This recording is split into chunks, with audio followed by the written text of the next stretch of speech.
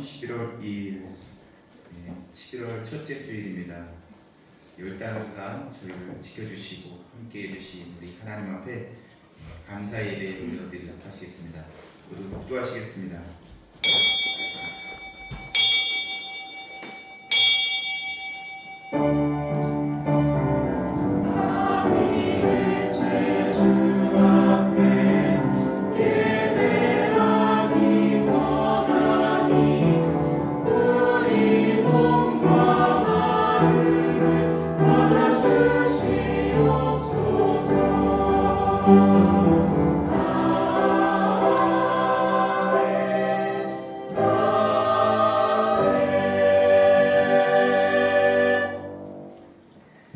하나님이여, 주는 나의 하나님이시라. 내가 간절히 주를 찾되 물이 없어 마르고 황폐한 땅에서 내 영혼이 주를 갈망하며 내 육체가 주를 앙망하나이다. 내가 주의 권능과 영광을 보기 위하여 이와 같이 성수에서 주를 바라보았나이다. 주의 인자하심이 생명보다 나음으로 내 입술이 주를 찬양할 것이다. 아멘. 사랑과 은혜가 풍성하신 하나님 아버지, 지난 10달간도 주님의 사랑과 은혜 가운데 무사히 살게 하시니 주님 감사합니다. 이제 풍성한 가을의 11월 첫 주일을 주님께 나와 예배합니다. 11월 한 달을 주님 앞에 맡깁니다. 이 바쁜 11월 한 달간 하나님의 전에 저희가 온전히 들어와 예배할 수 있도록 저희들의 마음과 발걸음을 인도하여 주시옵고, 나날이 기쁨과 감사가 넘쳐나도록 주님 인도하여 주시옵소서. 저희들 예배에 소홀하지 않도록 저희들 심령을 붙들어 주시고, 농사일에나 회사일에나 세상일에 지치고 공부할 때마다 주님 면을 찾아 예배하고 기도함으로 새 힘과 능력 입을 수 있는 주님의 자녀 될 수 있도록 항상 인도하여 주시옵소서. 한 주간 저희들의 허물을 돌아봅니다. 주님보다 세상을 더 의지했던 마음, 기도하기보다 걱정을 앞세웠던 나약함, 또 말씀을 듣고도 순종하지 못했던 그 완고함 속에서 살아왔습니다. 우리의 모든 연약함을 아시는 주님께서 우리의 모든 허물들을 주님의 십자가의 사랑으로 씻어주시고, 이 시간 새로운 마음과 정결한 영으로 저희들 다시 세워주시옵소서. 주님의 자비로 저희를 품어주시고, 남은 시간 속에서도 주님의 뜻을 따라 순종하며 살아갈 수 있도록 항상 인도하여 주시옵소서. 오늘도 올려드리는 예배 가운데 주님께서 친히 임재하여 주셔서 저희의 상한 심령을 치유하여 주시고, 또 말씀을 통해서 저희들을 깨우쳐 돌이켜 새 사람으로 거듭나는 귀한 시간 되게 인도하여 주시옵소서. 이 모든 말씀 그리고 우리 예수 그리스도 이름으로 감사하며 기도드립니다. 모두 일어나셔서 찬송가 4장 찬양하시겠습니다.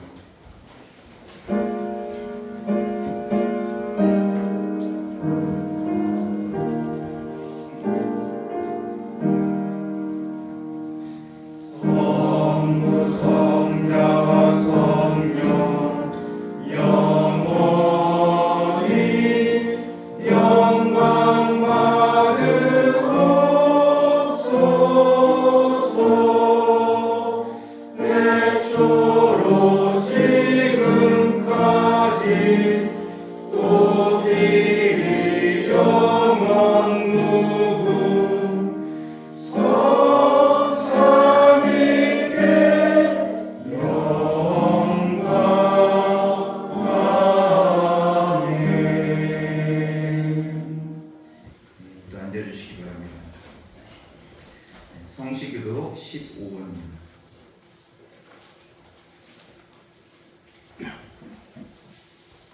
교독민 15번 시편 27편입니다. 교독하시겠습니다.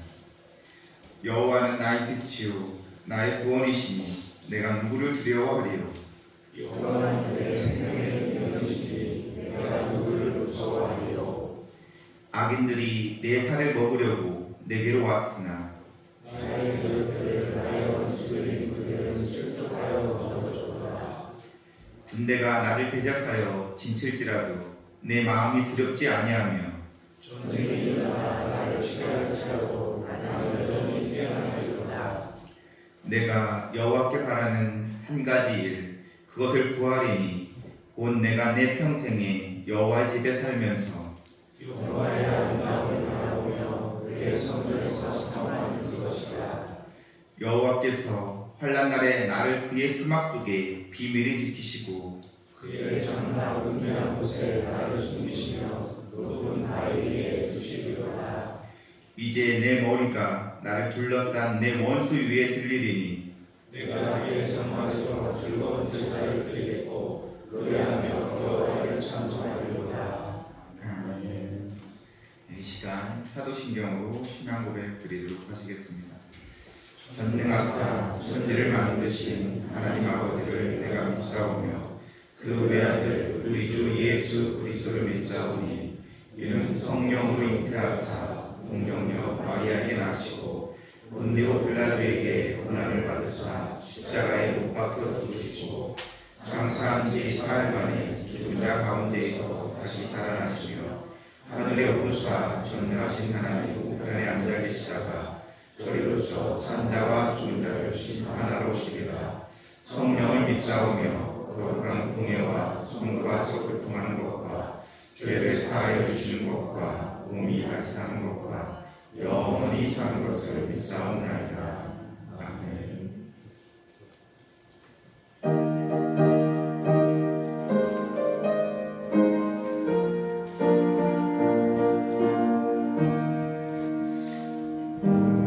우리나라 지켜주신 하나님께 찬양하라. 억눌렸던 별의 구름 가슴 터져 쏟아졌네. 만세 소리 울린 그날 태양빛도 눈부셨네. 오랫동안 당한 고통 나라 찾은 그 감격은 대대우소 일깨워서 그 뜻을 전해주세. 북을 치고 나팔 불며 하나님께 찬양하라. 어깨에서 짐 벗기고 손발사슬 푸시었네. 말과 글을 찾았으니 주의 은혜 고마워라. 오랫동안 당한 고통 나라 찾은 그 감격은 대대우소 일깨워서 그 뜻을 전해주세. 영원토록 지키시는 하나님께 찬양하라.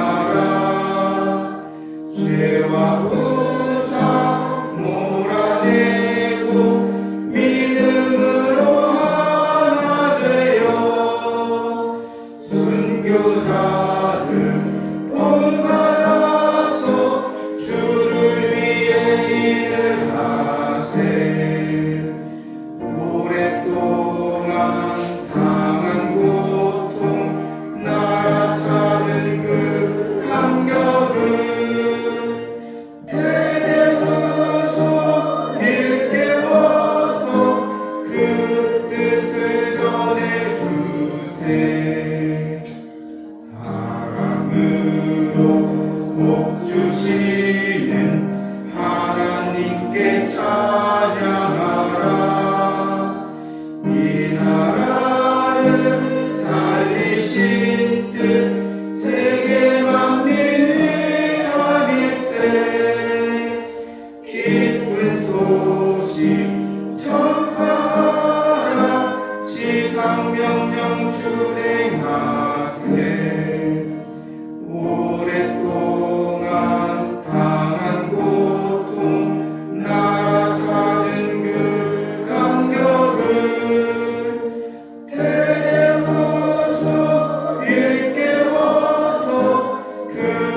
뜻을 전해주세.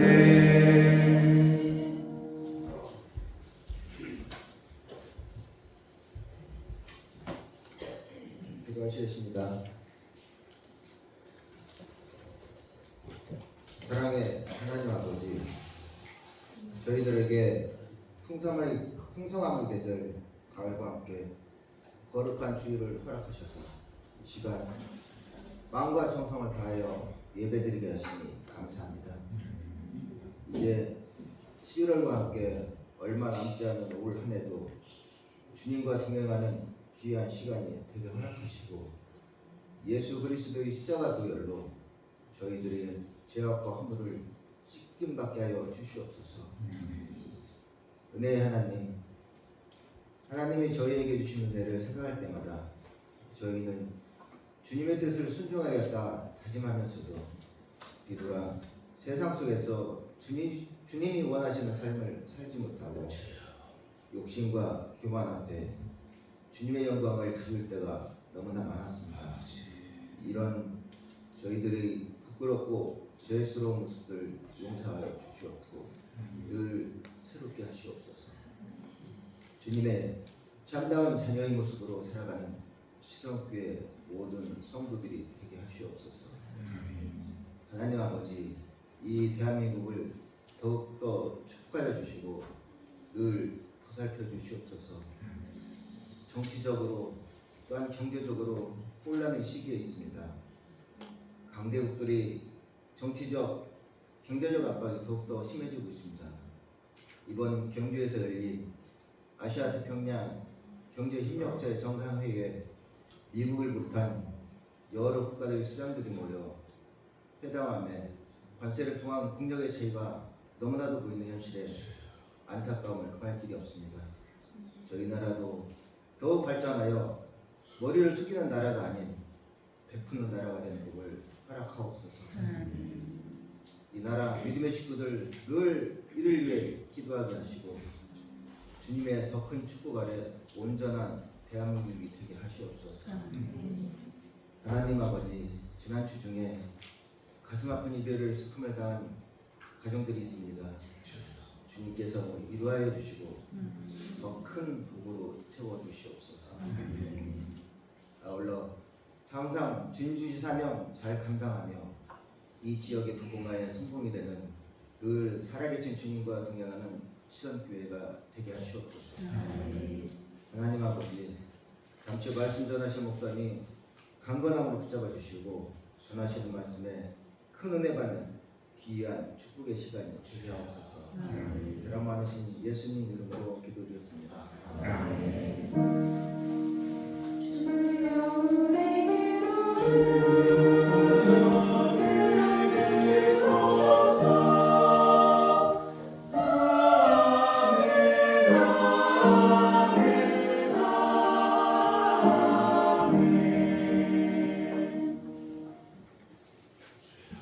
감사합니다.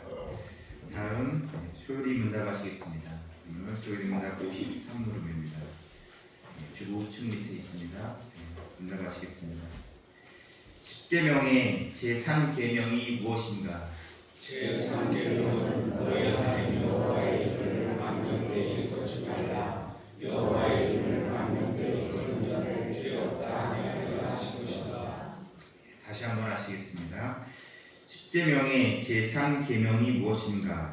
제3계명은 너의 하나님 여호와의 이름을 망령되이 거치 말라. 여호와의 이름을 망령되이 거는 자를 죄 없다 하느니라 하신 것이다. 이 시간 찬양 583장 찬양하시면서 준비하신 예물을 하나님께 올려드리도록 하시겠습니다.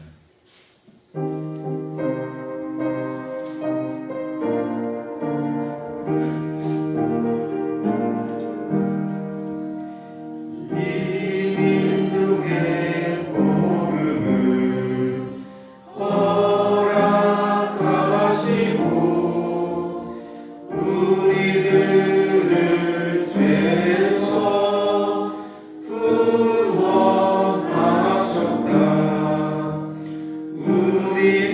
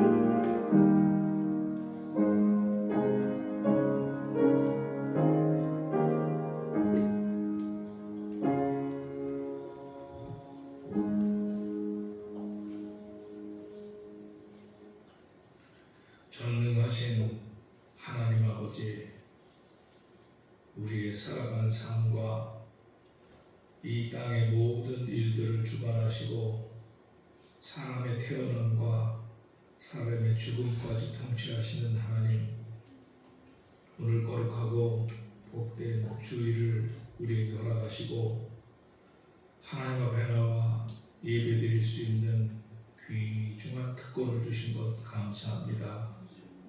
살아 숨쉬는 자가 여호와를 예배하고 여호와를 바라보는 것이 가장 큰 복일진데 마음은 원이로되 육신이 약하여 하나님 앞에 나오지 못하는 심령들, 안타까운 마음을 가지고 주님을 바라보지만 육신이 일어설 수 없고 걸을 수 없어서 주님 앞에 나오지 못하는 우리 사랑하는 식구들, 이 시간 주님 앞에 나와 예배하는 우리 모든 성도들과 함께 당신을 향한 그리움, 당신을 향한 조그만 소망을 가지고 예배를 드립니다.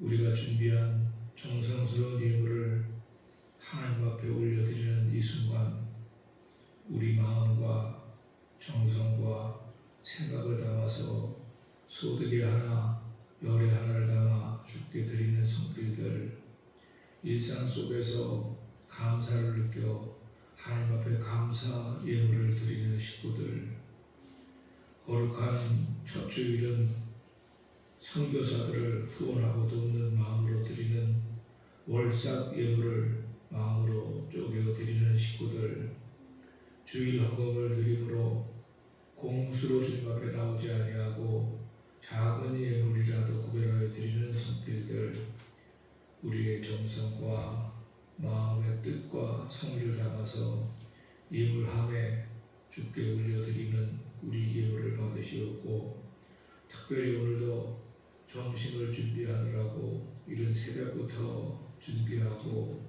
애쓰는 구역 식구들의 정성과 성의를 이 바구니에 담아 여호와께 올립니다.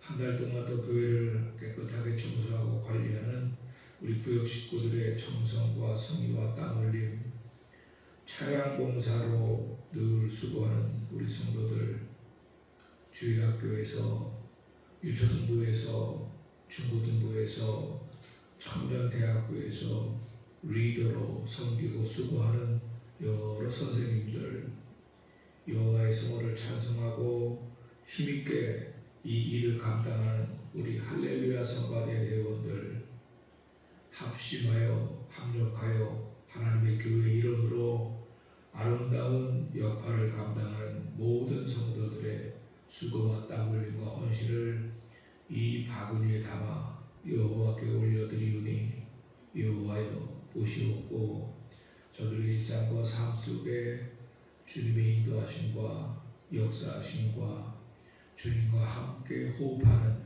능력들이 임하게 하시고, 우리의 삶 속에서 여호와의 용기를 불어넣으시고, 우리의 일상과 삶 속에서 하나님의 지키심으로 함께 하시고, 우리가 먹을 때마다 숨 쉴 때마다 하나님이 우리와 함께 호흡하시고 함께 먹고 마시는 중에 계시는 것을 기억하면서 하루하루 살아있음을 감사하는 우리 귀한 성도들 되게 하옵소서. 우리의 마음, 뜻, 정성, 땀 흘림, 수고 다 받으시고 더 강인하게 허락하셔서 어려운 이 세파를 뚫고 나가는 믿음을 더하시고 진취적인 기상과 개혁의 기초를 가지고 앞장서 나가는 성도들 되게 하소서. 잠시 후에 이 세상에 있었던 역사를 하나님 드러내며 하나님의 일하심을 잠시 증거 전파하고자 하오니, 이 종에게 성령의 능력을 더하시고 말씀의 은총을 부어주셔서 말씀대로 주님이 주시는 귀한 성령의 감동을 증거하고 전파하게 하소서. 우리의 모든 열의와 정성을 다 받으시고 여러 배로 채워주시기를 간절히 소망하옵고, 이 모든 말씀을 우리 구주 예수 그리스도 이름으로 축복하며 기도하옵나이다. 아멘.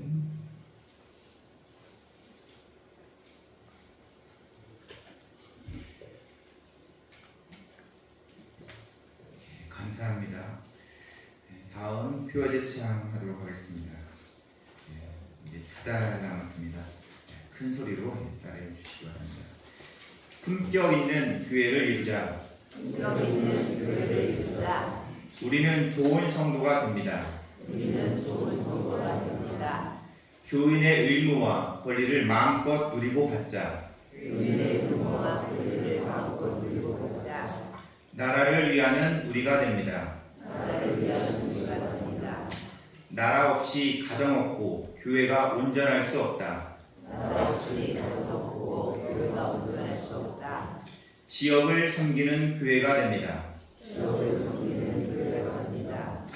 요소요소에서 영향력 있는 성도가 되어서 요소요소에서 영향력 있는 성도가 되어서 지역을 복음화 시킵시다. 지역을 복음화시킵시다. 헌신적인 성도가 됩시다. 헌신적인 성도가 됩시다. 교인의 땀 흘림 없이 미래는 있을 수 없으니 교인의 땀 흘림 없이 미래는 있을 수 없으니 수고하고 섬깁시다. 수고하고 섬깁시다. 앞에서 끌어주고 뒤에서 밀어줍시다. 앞에서 끌어주고 뒤에서 밀어줍시다. 구원의 서점을 성취해 나아가는 구원의 서점을 성취해 나가는 모두가 되십시다. 모두가 되십시다. 우리 성도님들 표대로 실천하시는 우리 성도님들 되시기 바랍니다. 교회 소식 전해드리겠습니다. 11월입니다. 감사절이 있는 풍성한 달이 되시기를 주님의 이름으로 축복합니다. 11월 청소는 3구역에서 봉사합니다. 오늘 점심은 2구역에서 섬기십니다. 다음 주는 3구역에서 수고하시겠습니다. 오늘은 성교에 동참하는 월삭 예물 주일입니다. 그리고 우리 27일 날 우리 교회 김영인 집사님께서 소천하셨습니다. 그리고 29일 날 발인하셨습니다. 하여 우리 교회에서 오후 예배 후에 3시에 위로 예배를 구인댁에서 드리고자 합니다. 많이 참여하셔서 우리 권사님 많이 위로해 주시기 바랍니다. 그리고 우리 최정자 권사님께서도 우리 어머니께서 돌아왔습니다. 장례를 잘 마쳤습니다. 마음으로 많이 위로해 주시기 바랍니다. 또 지난주에 광고했듯이 3, 4분기 정기 재개회가 다음 주일 예배 후에 있습니다. 이상 교회 소식 마치도록 하겠습니다. 오늘 하나님께서 주신 말씀 찾아보시겠습니다.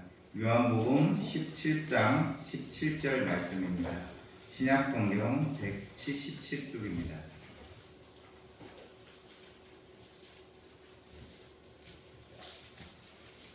요한복음 17장 17절 말씀 한 절 말씀입니다.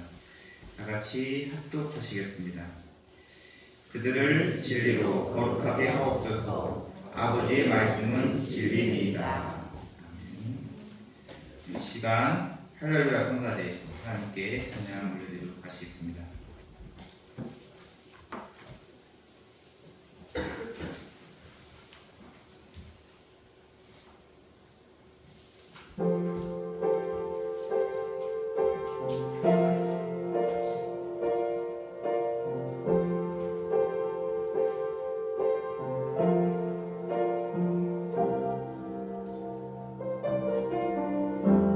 나의 위로를 하시는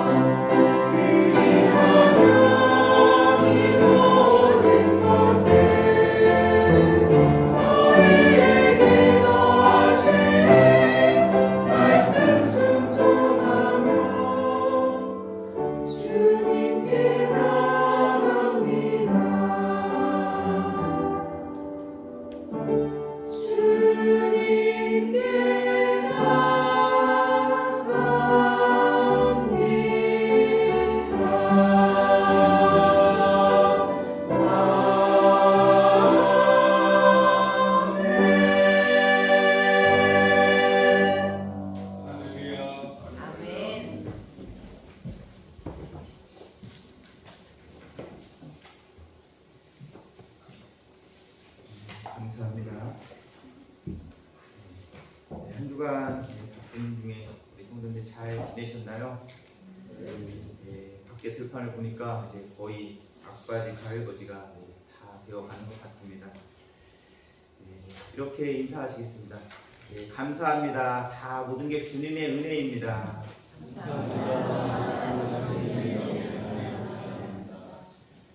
그렇게 많이 비올 때에는 많이 걱정했었는데 다 주님의 은혜 가운데 모든 게 잘 이루어진 것 같습니다. 오늘 주신 말씀을 통해서 우리 목사님께서 무너진 교회를 새롭게 반동 종교개혁이라는 우리 제목으로 우리 말씀 전해주시겠습니다. 큰 은혜 받는 시간 되시기 바랍니다. 목사님 나오실 때 할렐루야로 인사하시겠습니다. 할렐루야. 할렐루야. 지금부터 한 6개월 전에 우리 오량교회를 섬기시는 우리 김대순 목사님께서 저한테 전화를 하셨어요.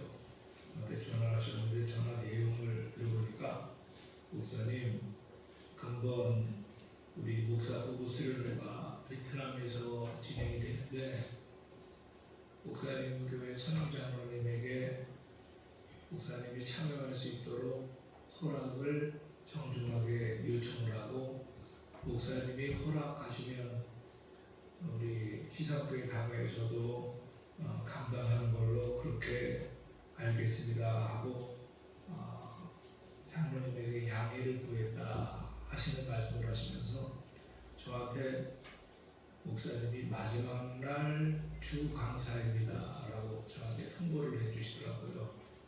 지난 월요일 날 아침에 베트남 출국을 해서 금요일 새벽에 돌아왔습니다. 월요일 날 비행기를 타는데 비행기를 타자마자 비행기는 전부 핸드폰을 비행 모드나 또는 끄든지 둘 중에 하나를 하거든요.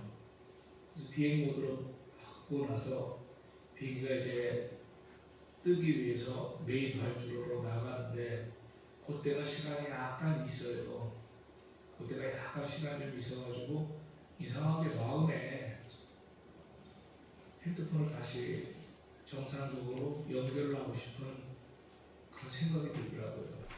그래서 비행 모드를 풀고 핸드폰을 다시 데이터를 딱 연결을 했는데 카톡을 딱 보니까 김형진 집사님이 소천하셨다는 연락이 다 떠 있는 거예요. 비행기가 막 뜨려고 이륙하는데 그때 딱 확인한 거예요. 다시 비행 모드로 카톡으로 핸드폰을 끄고 그때부터 비행기가 뜰 때 계속 기도하면서 고민했어요. 이거 어떻게 하면 좋은가? 비행기에서 뛰어내릴 수도 없고 스톱 문 열어 하면서 내릴 수도 없고 비행기 한번 타면 거기는 뭐 내 마음대로 할 수 있는 그런 영역이 아니니까 가는 동안 6시간 동안 비행을 하면서 계속 기도를 했어요. 강사이기 때문에 심적 부담이 상당하거든요. 말씀을 전해야 되는 사람은 영적 책임감이 있기 때문에 그런 상황인데 거기다가 또 우리 집사님이 돌아가셨으니 이 마음이 심히 무거워서 참 마음이 참담하더라고요. 마음이 참담하여 비행기 안에서 계속 기도하면서 하나님 이거 어떻게 해야 할까요? 장례를 치르려면 예배를 인도하는 사람이 있어야 될 것이고 더군다나 우리 성도인데 담임 목사가 없는 상황이 되면 참 큰일이다.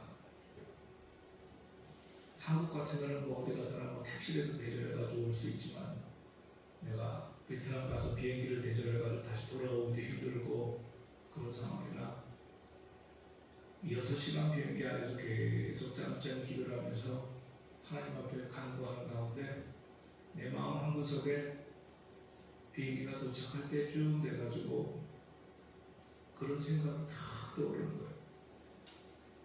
너 아니더라도 다 예비해놨어. 너는 가서 네가 맡은 설교나 잘해. 그런 생각이 팍 떠오르는 거예요. 한국 시간으로 베트남에 제가 착륙했을 때 1시 좀 넘었을 때였어요. 새벽 1시. 화요일 새벽 1시 좀 넘어서 비행기가 착륙을 했어요. 착륙을 해서 이제 입국 수속을 밟고 하는 가운데서 짐 찾고 하니까 새벽 2시 정도 되더라고요. 화요일날.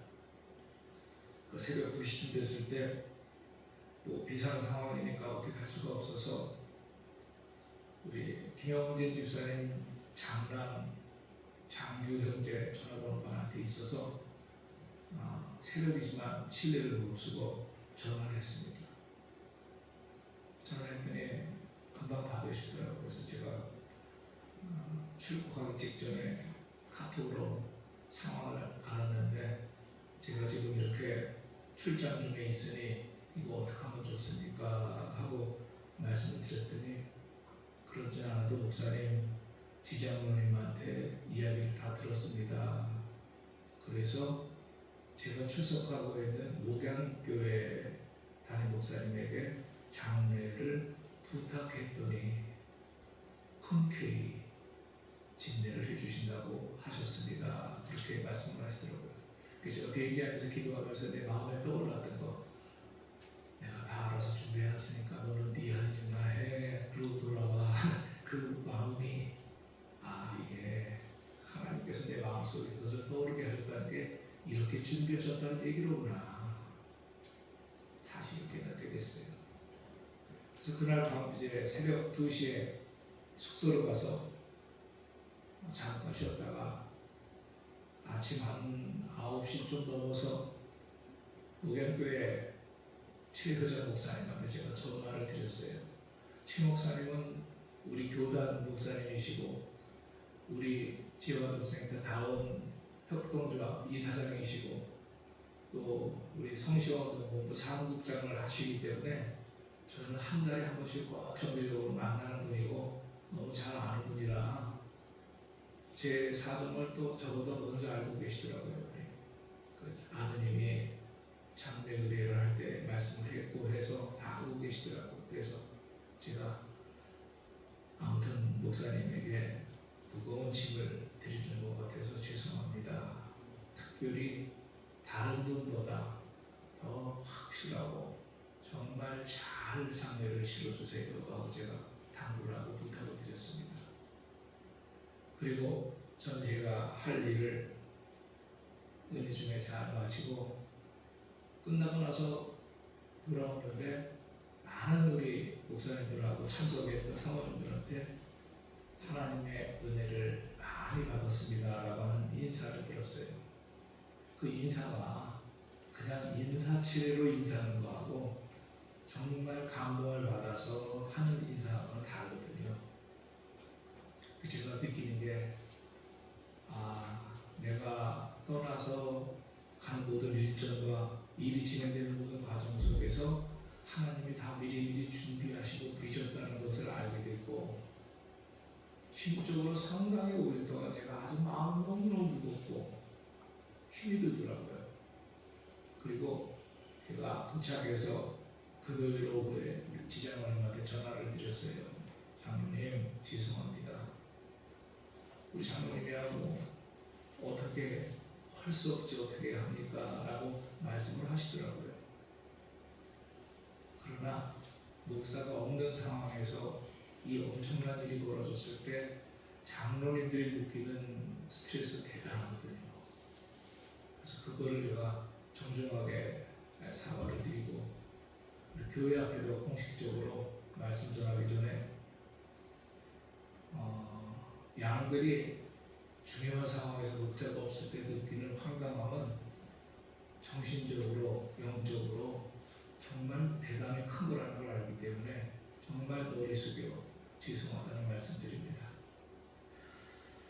그래서 갔다 와서 이제 지장로님에게 공식적인 장례는 담임 목사가 직접 치러드리지 못했지만 그래도 우리 세상식으로 말하면 장례 다 치르고 나면 상호제라는 제사라는 걸 드리잖아요. 이 상호제라는 게 뭐냐면 매장을 하셨던 화장으로 모셨던 모으신 그 산소를 일꾼들이 다 했으니까 제대로 잘 돼 있나 한번 가서 확인해보고 제의를 드리는 건데, 우리 식으로 말하면 모든 장례가 다 마쳐진 다음에 이제 유가족들을 뵙고 위로하는 그런 시간이거든요. 그래서 오후 오늘 3시에 우리 성도들도 많이 떨어져 있는 분들은 공식적으로 문상을 못 하셨을 분들이 대다수이기 때문에 유족들하고 상의를 해서 고인이 생존하시던 집에서 오늘 오후 예배 다 마치고 오후 3시에 위로 예배로 잠깐 모여서 우리 교회가 해야 될 일을 그렇게 마치도록 그렇게 하기로 해서 광고에 그렇게 나오니까 평상시 우리 교인과 늘 같이 신앙생활을 해오던 우리 성도들은 안타까운 마음으로 유족을 위로한다는 그런 생각으로 같이 예배에 동참하시면 될 것 같고, 물적인 어떤 그런 부담 같은 거 갖지 마시고 같이 가서 그냥 아직 우리 국위선 집사님 생존해 계시니까 위로하고 또 격려하고 끝까지 또 신앙생활 잘할 수 있도록 그렇게 서로 힘을 주고 하는 시간 되셨으면 좋겠습니다. 오늘 읽은 말씀을 가지고 무너진 교회를 새롭게 라고 하는 제목으로, 부제목은 방동종교개혁이라고 하는 제목입니다. 방동종교개혁.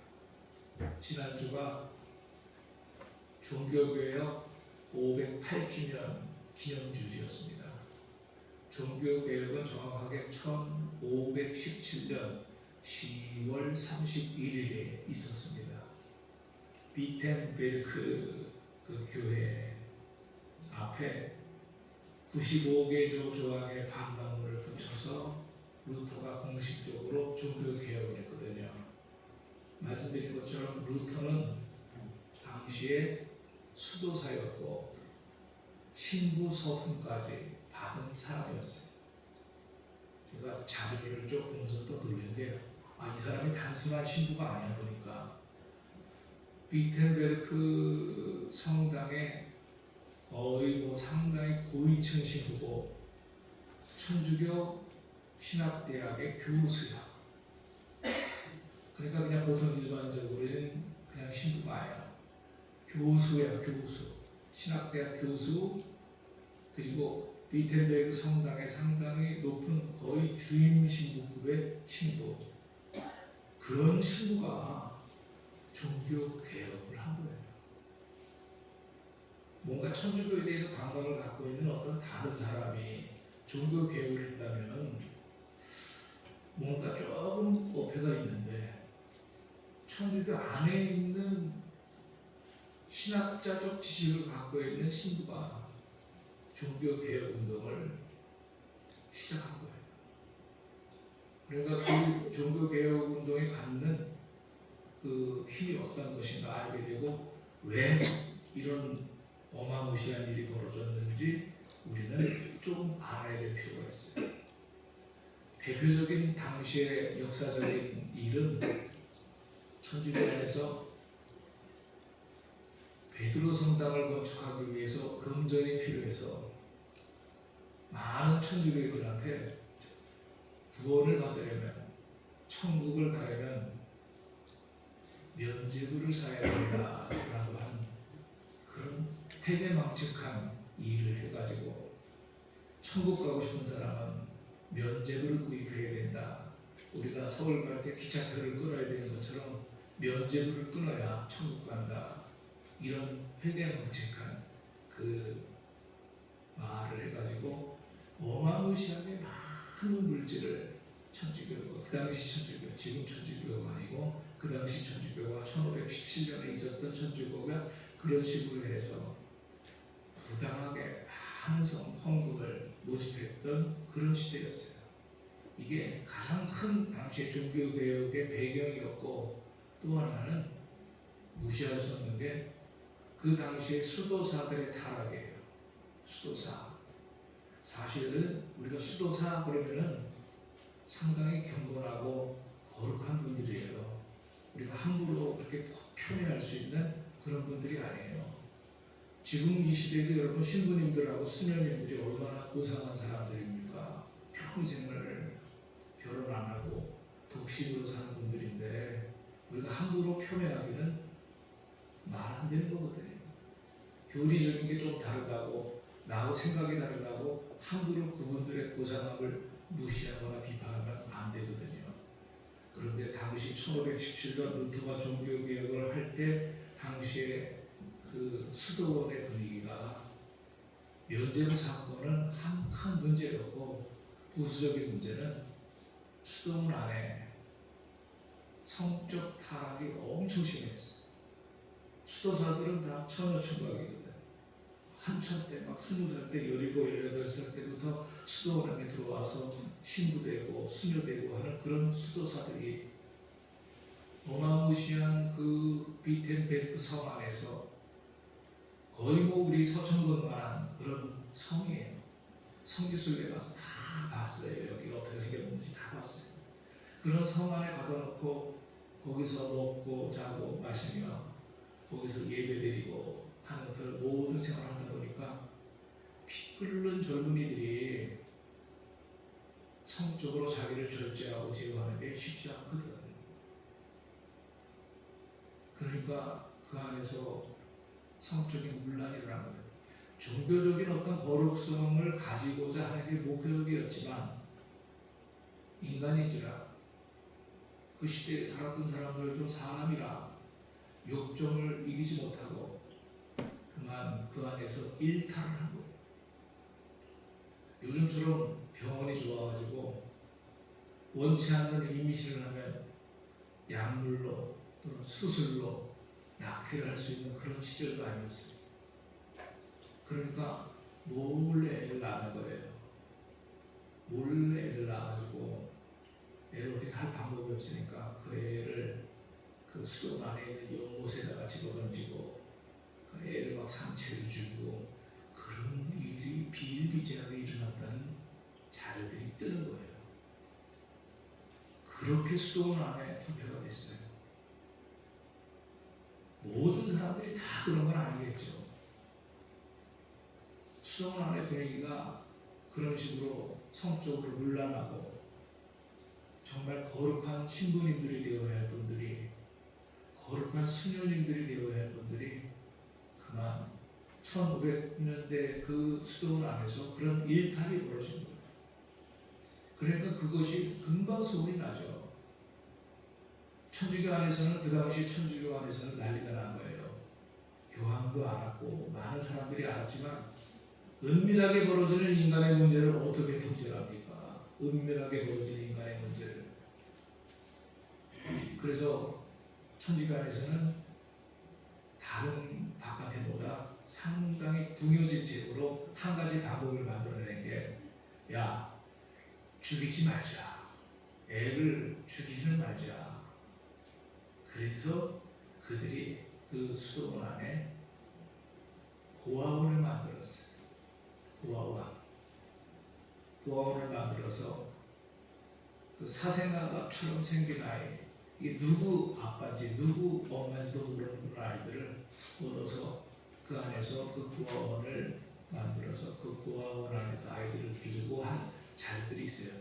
이런 게요, 천주교 안에서는 공공연한 비밀이 아니라 아주 완벽하게 가둬놓은 비밀입니다. 완벽하게 가둬놓은 비밀. 그러나 그 비밀이 다 퍼지죠. 이런 환경 속에서 루터가 1517년 12월 31일 종교개혁을 한 거예요. 이건 아니다. 하나님의 교회가 면죄부를 풀어가지고 그걸로 구원받는다는 얼토당치도 않은 소리를 하질 않나. 수도원 안에 처녀총각들이 결혼을 안 하고 금욕을 지키며 살아야 될 사람들이 은밀하게 애를 낳고 그 뒤에 흔적을 없애기 위해서 애 낳아가지고 다 몰래 다 아이를 죽여서 연못에다 갖다 버리고 하는 일이 벌어지고 그 수도원 안에 있는 연못에서는 낚시를 할 수가 없을 정도로 납치를 하면 납치에 죽은 애가 걸려 나오는 거야. 고기가 걸려 나오는 게 아니라 죽은 애가 걸려 나오는 거야. 시체가. 이거 보통 게 아니잖아요. 이런 소문이 그 유럽 전역에 쫙 퍼지기 시작할 때 이대로는 이거 교회가 안 되겠다 해서 루터의 종교개혁이 터진 거예요. 많은 사람들이 아망리의 루터 신부의 그 개혁운동을 찬동을 했죠. 그런데 그 당시 천주교 안에서는 난리가 난 거죠. 가뜩이나 교회가 신나게 그 죄악이 퍼져 있는 것도 가슴 아픈데 공식적으로 루터라고 하는 신부가 종교개혁운동을 뻥 터뜨렸으니 그 당시 천주교 안에서는 난리가 난 거예요. 교황청에서 소집이 돼서 일단 이 문제를 수습하자 해가지고 먼저 한 게 루터 신부는 크레이지맨이다. 루터 신부는 머리가 좀 좋은 사람이다. 이런 식으로 매도를 했어요. 그런데도 불구하고 이 문제가 잠잠히 해결될 기미가 없어요. 왜냐하면 실제로 면죄부 사건과 그 처녀 총각들의 일탈이 진짜 만연돼 있었기 때문에 루터가 하나 매장시킨다고 해서 문제가 끝나는 게 아니었다는 거예요. 점점 더 반항이 생기고 교회에 대한 반발이 생기기 시작했어요. 천주교 당시 1500년 때 교황청에서는 이거 루터 한 사람 매장시킨다고 해서 문제가 해결되는 게 아니다. 우리가 한번 정말 하나님 앞에서 조용히 생각을 해보자. 이거 루터가 잘못한 게 아니라 실제 이 골마 터진 문제가 우리한테 있는 것을 부정할 수 없지 않냐. 그래서 그들이 얼토당치도 않는 이야기를 했고 이번에는 그 문제를 수습하기 위해서 자체적으로 종교 개혁을 합니다. 자체적으로 천주교 안에서 자체적으로 종교 개혁을 한 그 개혁 운동을 반동 종교 개혁이라고 합니다. 한번 따라해 보세요. 반동 종교 개혁. 반동 종교개혁. 그 문제를 수습하기 위해서 울며 겨자 먹기라고 할까? 어쩔 수 없이 루터 한 사람 매장시켜가지고 미친 신부라고 그냥 매도해가지고 루터 한 사람만 제거해버리면 문제가 해결될 것 같지가 않으니까 실제 당시에 있었던 면죄부 사건, 성적 일탈 이런 모든 사건이 너무나 세상 사람들이 다 알고 있으니까 세상 사람들이 변화받고 새로운 회개를 하면서 교회에 나오고 싶은 생각을 못하는 상황이 되어버렸으니까 이제는 안 되겠다. 우리 정말 반성하고 하나님 앞에 회개하고 잘 이 문제를 수습하자 해서 1545년부터 1563년까지 그 당시 유명한 트리엔트 공의회라고 하는 종교회의가 소집이 돼가지고 카톨릭 교회 안에서 자체 정화운동을 벌인 거예요. 반동 종교개혁. 우리는 이 종교개혁과 반동 종교개혁을 바라보는 우리 시각이 같은 인간으로 가슴 아프게 생각해야 되고 타락의 문제는 그 시대의 그때 사람의 문제만이 아니라 오늘날 우리의 문제이기도 하고 똑같은 인간이기 때문에 인간이 겪는 아픔은 같다는 생각을 하면 뭐 크게 잘못된 거는 아닌 거예요. 하나님의 관점에서 볼 때 종교개혁이나 반동 종교개혁이나 얘네들이 뭔가 좀 제대로 해보려고 하는 꿈틀거림이구나 라는 시각에서 보는 거죠. 아무 문제가 없으면 이런 문제 안 나오죠. 예? 딱 평안하고 편안하면 이런 문제가 생길 수가 없죠. 종교개혁 운동이 터진 것도 루터에 의해서 이 문제가 터진 것도 나름대로 제대로 해보자라고 하는 몸부림이죠. 그 문제가 더 불거져서 막 터지니까 그 문제를 또 수습해보려고 또 터진 문제가 바로 반동 종교개혁 운동이에요. 한 뒤걸음을 한번 치고 우리가 한번 가만히 생각해 보면 루트의 종교개혁 운동이라는 것이 맞구나라고 하는 생각을 반동 종교개혁 운동이 천주교 안에서 일어난 걸로 볼 때 충분히 객관적으로 입증이 되는 거예요. 만약에 그 문제가 아무 문제도 없다면 천주교 자체 내에서 반동 종교 개혁이라는 걸 할 필요가 없는 거죠. 그러나 그들은 반동 종교 개혁이라는 걸 안 하면 안 될 정도로 당시의 교회가 상당히 침탕하고 아주 어두웠던 그런 시대였다는 거죠. 인간의 문제는 과거나 오늘이나 크게 다르지 않아요. 우리가 지지난달 한 3개월 동안을 창세기 성경을 아침 시간에 큐티를 했는데 제가 창세기 큐티하면서 느낀 게 5,000년 전의 사람의 문제가 오늘을 사는 우리의 문제하고 틀리지가 않은 거야.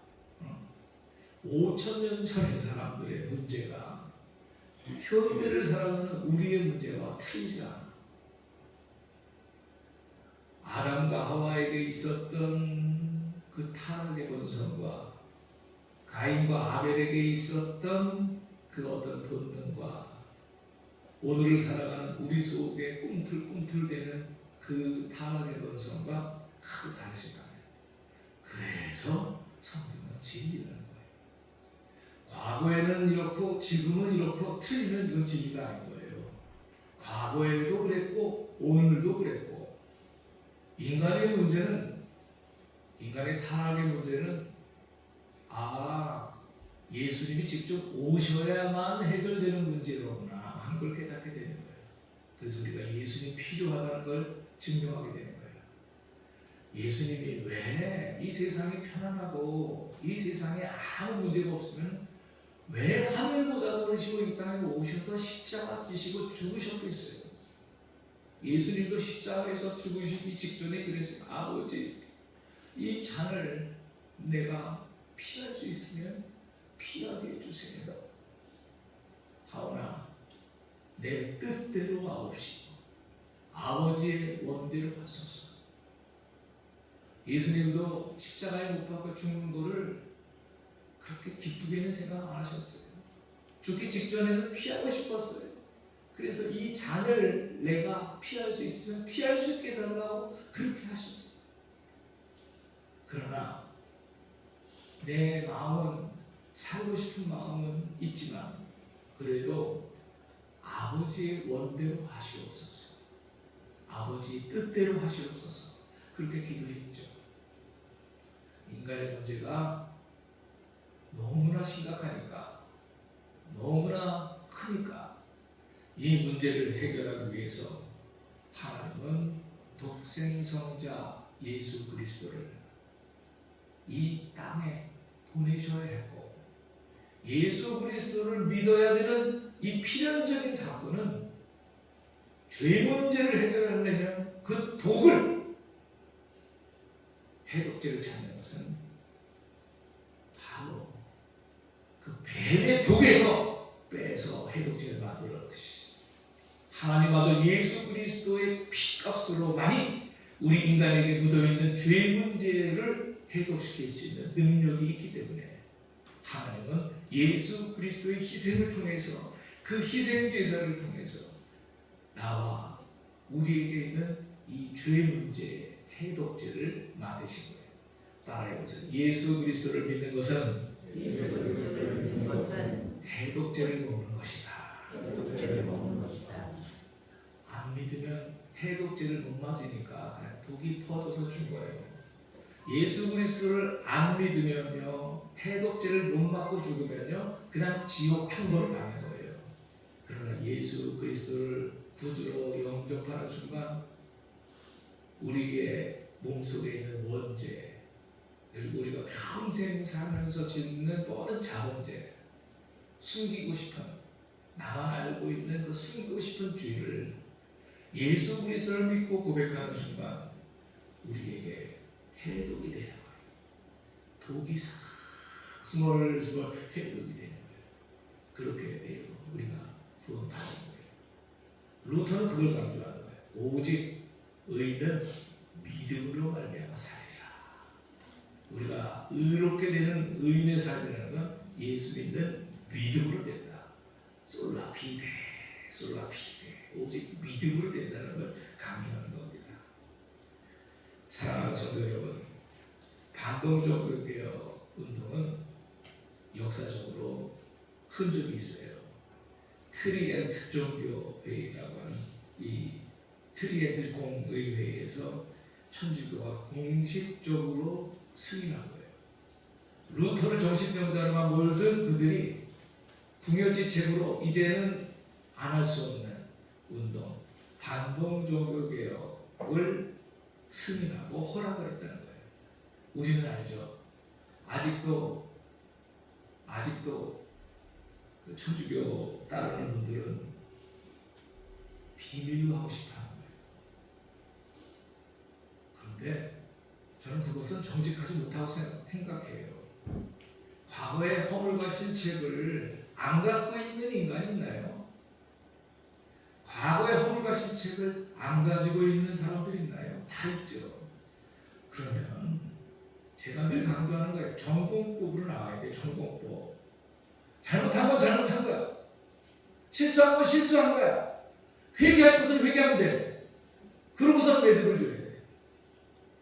그거를 그냥 해놓고서 안 한 척 한다고 해서 역사가 지워지는 게 아니고 하나님 앞에서 그것이 없어지는 게 아니고 하나님께서 어마무시한 대가를 지불하셔서 인류에게 주신 이 해독제를 왜 마다하는가? 예수 그리스도의 그 희생 제사를 통하여 이루어진 완벽한 허물과 죄를 용서하는 이 사건을 왜 지금도 가리고 있는가? 지금의 우리 천주교에 제가 말하고 싶어요.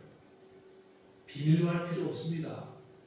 과거의 역사는 역사니까 사실대로 인정하고 반동종교개혁이라는 게 있었다는 사실이 그들의 역사 속에서 있었던 잘못 아닙니까? 그걸 인정한 거 아닙니까? 그런 역사가 없었다면 반동종교개혁을 천주교에서 왜 했습니까? 그래놓고서도 지금도 그런 적 없다는 식으로 그냥 뒷분치고 모르는 척 한다고 문제가 해결되는 게 아니지 않습니까? 대부분 우리 정통 천주교인들은 지성인들입니다. 지성인들이에요. 무지하지 않아요. 공부할 만큼 하신 분들이에요. 똑똑한 분들이에요. 인격적으로 훌륭한 분들이에요. 그렇다면 앞으로라도 정정당당하게 잘 하면 됩니다. 과거는 과거 일이죠. 과거에 실수했다고 앞으로도 계속 그 무거운 짐을 메고 사실 겁니까? 실수한 거는 잘못한 건 잘못한 걸로 인정하고 앞으로 잘하면 되는 거죠. 사랑하는 성도 여러분, 루터의 종교개혁이나 트리엔트의 반동 종교개혁이나 둘 다 하나님께서 교회를 새롭게 하시려고 하는 역사적인 일이라고 저는 생각합니다. 첫째, 하나님은 인간의 실패 속에서도 교회를 정결케 하기를 원하십니다. 교회가 무너질 때마다 하나님은 새로운 사람을 세우셔서 루터 같은 건 혹은 반동종교개혁을 실천했던 로열라 같은 사람. 둘째, 참된 개혁은 남을 탓하기보다 자신을 새롭게 하는 것입니다.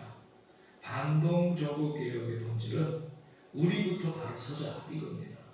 우리부터 바로 서자. 남 탓하지 말고 다른 사람 잘못하고 계속 울고먹지 말고 나부터 잘하자. 나부터 잘하자.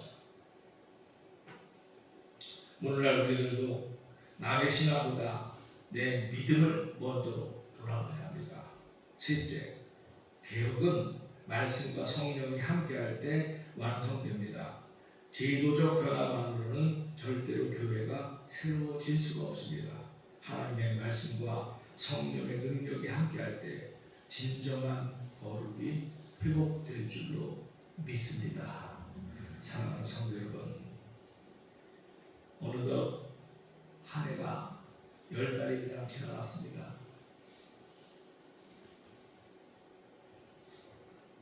오늘 새벽에 누가 저한테 그러시더라고요.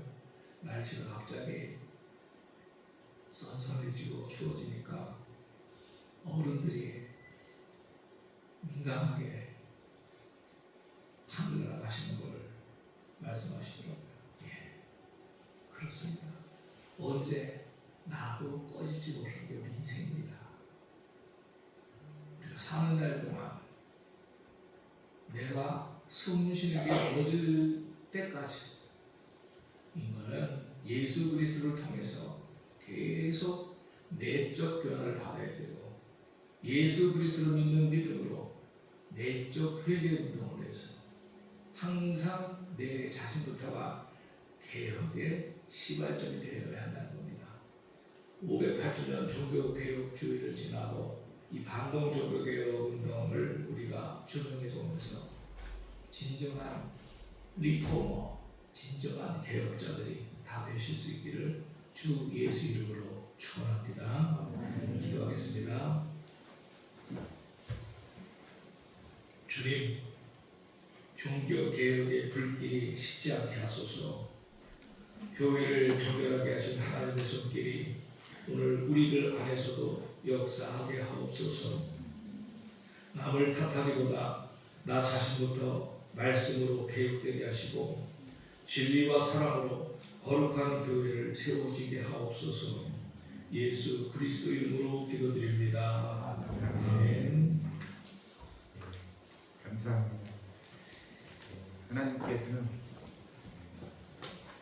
무너진 교회를 새롭게 하고 우리의 죄인 우리를 새롭게 의인으로 만들어주시는 그런 계획이 있으십니다. 여기 성도님들 항상 믿음 잃지 마시고 항상 예수 안에서 항상 새로워지는 성도님들 되시기 바랍니다. 네, 모두 일어나셔서 회회편 595장 설명하시겠습니다.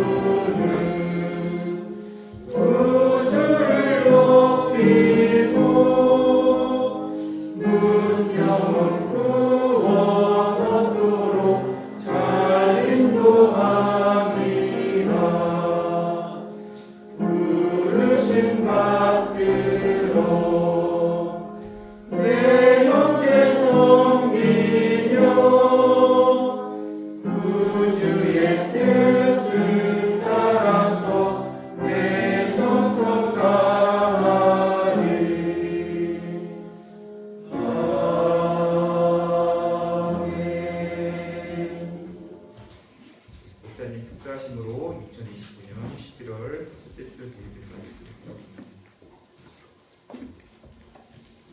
이제는 십자가에서 모진 고난을 다 받으시고 다 이루었다 말씀하셨던 우리 구주 예수 그리스도의 크신 은혜와 독생자를 이 땅에 보내셔서 인간의 죄 문제, 원죄와 자범죄 문제를 깨끗하게 씻기시고 죄 없다 하시다 의롭다 하심을 얻게 하신 하나님 아버지의 그 놀라우신 사랑하심과 오늘도 우리 가운데 오셔서 내적 회개의 반성을 늘 유도하시고 우리가 늘 거듭나기를 항상 간구하시는 성령 하나님의 그 크신 은혜가 거룩하고 복된 날 11월 첫 주일 예배를 마치고 들어가는 사랑하는 성도들 머리 위에 이제로부터 영원토록 함께 있을지어다.